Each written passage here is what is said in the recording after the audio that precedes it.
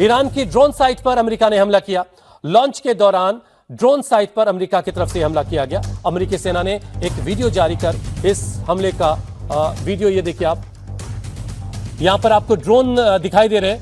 ये satellite images में कई सारे ड्रोन आपको तस्वीरों में दिख रहे हैं और अमेरिका ने एक एयर स्ट्राइक करके इस साइट को तबाह कर दिया है। एक और बड़ी खबर आपको बता दें, ईरान के उर्मिया में अमेरिका ने बड़ा हमला किया। 2000 पाउंड के GBU-31 बम से यह हमला किया गया। IRGC का अंडरग्राउंड ठिकाना यहां पर है, ऐसा बताया जा रहा है, और इसीलिए 2000 पाउंड के बम का इस्तेमाल यहां पर अमेरिका ने किया है। तो बड़ी खबर,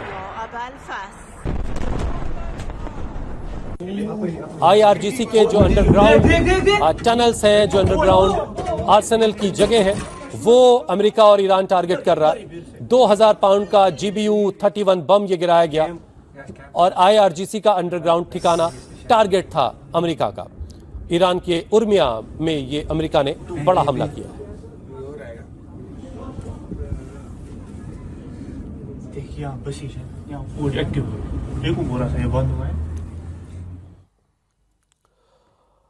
तो ईरान और इजराइल अमेरिका की जंग आज 5वें दिन में दाखिल हो चुकी है और दोनों तरफ से लगातार हमलों का दौर जारी है। हमारे साथ कुछ बहुत ही खास मेहमान हैं, उनसे आपकी सबसे पहले मुलाकात करवाते हैं। स्वागत कीजिए एयर कॉमोडोर कार्तिकेय काले साहब का। बहुत शुक्रिया सर, आपने हमारे लिए वक्त निकाला। इसके अलावा एक्स एम्बेसडर हमारे साथ हैं JK त्रिपाठी साहब, बहुत शुक्रिया, आपने वक्त निकाला और होली के दिन आप यहां तक हमारे स्टूडियो तक आए हैं। और foreign affair expert doctor Sandeep Tripathi ji भी हमारे साथ, बहुत शुक्रिया सर आपका भी। और मेरे साथ ही शोएब रजा भी हैं, जो खुद ईरान गए हैं और लगातार इस पूरी खबर पर उनकी नजर है। सबसे पहले सर, संदीप सर, आपसे जरा समझना चाहूंगा कि आप इस जंग को 5वें दिन अब कहां देख रहे हैं, क्योंकि पूरी दुनिया की निगाहें इस बात पर है कि जंग अभी कितने दिन और चलेगी। देखिए, ये बहुत अहम सवाल आपने किया है, क्योंकि जो जंग की शुरुआत अमेरिका ने की है तो उसको ये था कि बस 2 ही 3 दिन मैक्सिमम जो है, पहले दिन असैसिनेट किया खामेनी साहब का और दूसरे दिन ईरान जो है सरेंडर कर देगा, क्योंकि 2 बड़े उद्देश्य को लेकर के अमेरिका चल रहा था। एक रिजिम चेंज को लेकर के, और रिजिम चेंज का उसका जो स्वप्न ये था कि खामेनी का असैसिनेशन करने के बाद तुरंत ईरान सरेंडर कर देगा। लेकिन हुआ ये उल्टा ये हुआ कि ईरान की तैयारी ये 2 महीना 3 महीना 6 महीने की नहीं है। ईरान की तैयारी पिछले 6-7 सालों की है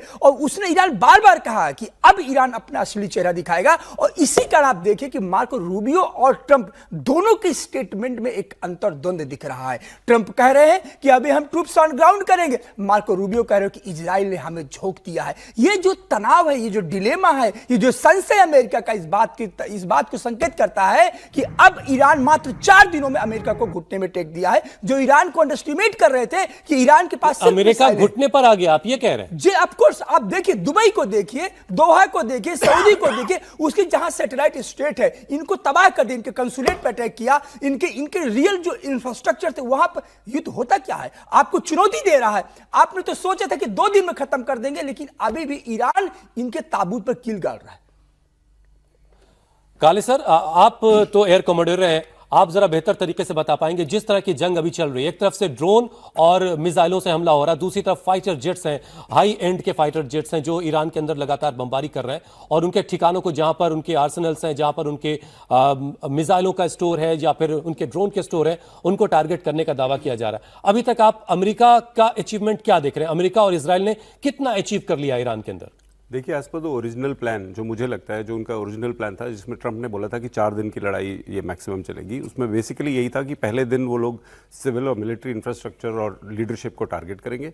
उसके बाद 2-3 दिन और तक वो IRGC को ख़त्म करने की कोशिश करेंगे और उसके साथ ज़मीन पे एक सिविल मूवमेंट जनरेट करने की कोशिश करेंगे ताकि वो रेजिम चेंज की तरफ चला जाए। पर वो प्लान एक्चुअली बिल्कुल ही फेल हो गया। तीनों बातें फेल हो गई। ये तीनों बातें नहीं फेल हुई। तो फर्स्ट पार्ट तो ओवर हो गया, बिकॉज 48 की जो उनकी लीडरशिप है वो बिल्कुल खत्म हो गई। सेकंड पार्ट में अभी वो चल रहा है, IRGC के ऊपर वो कॉन्सेंट्रेट कर रहे हैं। IRGC ने स्मार्ट मूव किया है, instead of concentrating at one place वो बिखर गए हैं सब सारे उसमें। और अब आप इमेजिन कर लीजिए 1.65 मिलियन स्क्वायर किलोमीटर का एरिया है ईरान का, अगर सब जगह, इसीलिए आज के न्यूज़पेपर में आप भी चला रहे हैं कि 153 ऑड सिटीज पे स्ट्राइक हुआ है, बिकॉज हर सिटी में IRGC का हेडक्वार्टर है और हर जगह पे खबर ये थी कि जो वो 31 यूनिट्स में स्प्लिट हो गई है IRGC और सारे जितने भी प्रोविंस है वहां से वो 31 प्रोविंसेस हैं, वो 31 प्रोविंसेस में है, लेकिन आप ये मान के चलिए बासिज और आईआरजीसी तेहरान के ईरान के हर छोटे शहर, हर छोटे गांव में उनकी प्रेजेंस है। तो इस तरह से उनको जो निकालने का जो प्लान था वो एक्चुअली मुझे फेल होते हुए दिख रहा है, और उसी के कारण अभी जो ईरान की जो काउंटर स्ट्राइक की एबिलिटी है वो इसी के कारण चलती आ रही है। तो मोटा मोटा यदि बोला जाए तो ईरान जो यूएस और इजराइल का जो first part of the plan है वो सक्सेसफुल रहा है, परंतु जो second part of the plan है जो मोर इंपॉर्टेंट है ताकि लड़ाई बंद हो जाए, वो फेल हो गया। तो एक और बड़ी खबर जरा दर्शकों को बता दें, तेहरान में अमेरिकी हमले से भारी तबाही हुई है। तेहरान के आजादी स्क्वायर के पास ये बमबारी की है।